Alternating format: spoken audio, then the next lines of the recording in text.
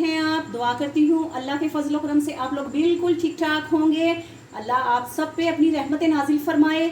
तो आज जो रेसिपी मैं लेके आई हूँ आप लोगों के लिए बहुत ही इजी रेसिपी है और झटपट से ये रेसिपी तैयार हो जाएगी और आपके बच्चों को बहुत पसंद आएगी।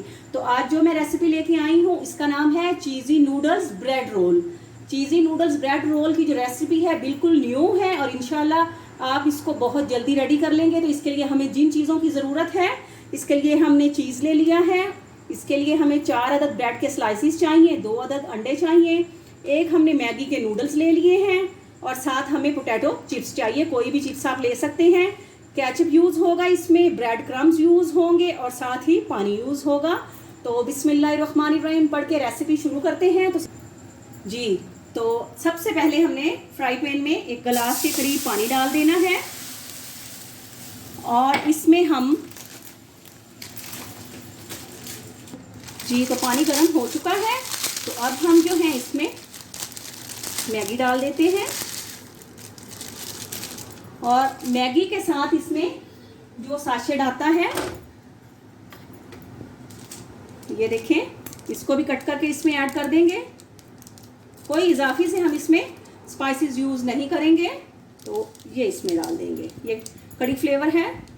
अब इसको पकाते हैं तो जितनी देर में हमारी मैगी रेडी होती है तो हम उतनी देर में जो ब्रेड के किनारे हैं उनको जो है वो काट लेते हैं। आपने तो किनारे हमने काट लिए हैं। तो उसके बाद जो है हम इसको लाइट सा जो है वो बेलन की मदद से इसको स्ट्रेट कर लेंगे। ये देखें, इसी तरह से सभी को करेंगे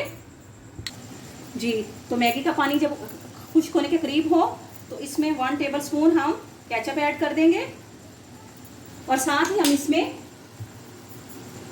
चेडर चीज़ भी डाल देंगे, मोज़रेला भी आप यूज़ कर सकते हैं।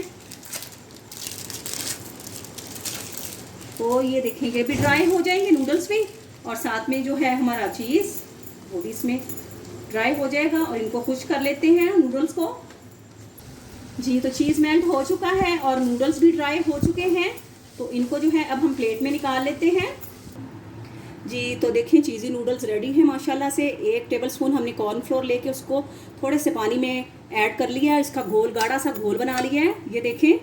तो अब हम ब्रेड लेंगे बिस्मिल्लाहिर्रहमानिर्रहीम पढ़ के और इन्हीं सभी ब्रेड्स पे जो है ये कॉर्नफ्लोर का जो घोल है वो लगा देंगे।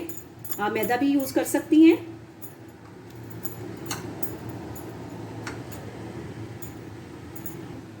तो हमने कॉर्नफ्लोर का जो घोल है वो लगा लिया है। तो अब हमें ऐसे नूडल्स लेने हैं और इनको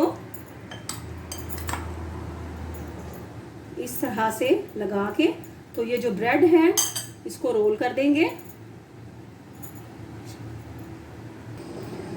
तो नूडल्स डालने के बाद हमने जो घोल है उसको इस तरह से लगाना है और इसको ऐसे रोल कर देना है ताकि वो चिपक जाए ब्रेड के साथ और ऐसे इसको स्टेबल कर देना है। ऐसे ही हम सबके साथ करेंगे। तो नूडल्स डालने के बाद हमारे ब्रेड्स जो हैं स्टेबल हो चुके हैं।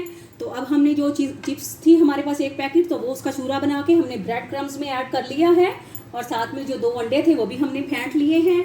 तो पैन में जो है हमने ऑयल गर्म करने के लिए रख दिया है। बिल्कुल लो फ्लेम पे आपने इसको रखना है। अब बिस्मिल्लाहिर्रहमानिर्रहीम पढ़ के तो मैं इसको इस तरह से ब्रेड्स को अंडे की कोटिंग करूँगी और उसके बाद इस तरह से इसकी कोटिंग कर देंगे